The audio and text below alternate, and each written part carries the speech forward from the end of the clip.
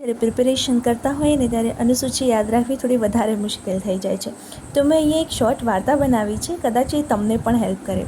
તો વાર્તામાં એવું કંઈક છે કે નેતાજી વિસ્તાર જોવા નીકળે છે. વિસ્તાર જોયા પછી એ પોતાનો પગાર નક્કી કરે છે. પગાર નક્કી કર્યા પછી એ શપથ લે છે.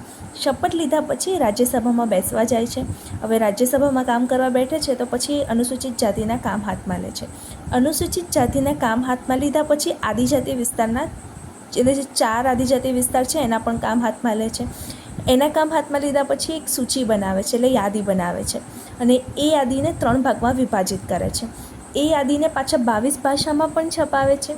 22 ભાષામાં છપાયા પછી જમીન સુધારણાના કાયદા લાવે છે. જમીન સુધારણાના કાયદા જેવા લાવે છે એવો વિરોધ પક્ષ પક્ષપલટો કરી નાખે છે. હવે પક્ષપલટો થયા પછી નેતાજી ગામડે જતા રહે છે, અને ગામડે પણ બધા એમને કાઢી દે છે, એટલે પાછા શહેરમાં આવી જાય છે. એટલે વિસ્તાર એટલે અનુસૂચિ 1, પગાર એટલે અનુસૂચિ 2, શપથ એટલે અનુસૂચિ 3, રાજ્યસભા એટલે અનુસૂચિ 4, અનુસૂચિ 5 એટલે અનુસૂચિત જાતિના જે કામ હાથમાં લે છે એ, અનુસૂચિ 6 એટલે આદિજાતિ વિસ્તારના જે કામ હાથમાં લે છે એ, અનુસૂચિ 7 એટલે જે કેન્દ્ર સત્તાની કામની વહેંચણી વિભાજન આવે છે એ, અનુસૂચિ 8 એટલે જે ભાષાના રિલેટેડ છે એ, અનુસૂચિ 9 એટલે જે જમીન સુધારણાનું છે એ, અનુસૂચિ 10 એટલે જે પક્ષપલટો થાય છે એ, અનુસૂચિ 11 એટલે જે ગામડાઓનું પંચાયતના વિષય એડ થયા એ, અને અનુસૂચિ 12 એટલે જે શહેર નગરપાલિકાના વિષયો એડ થયા એ.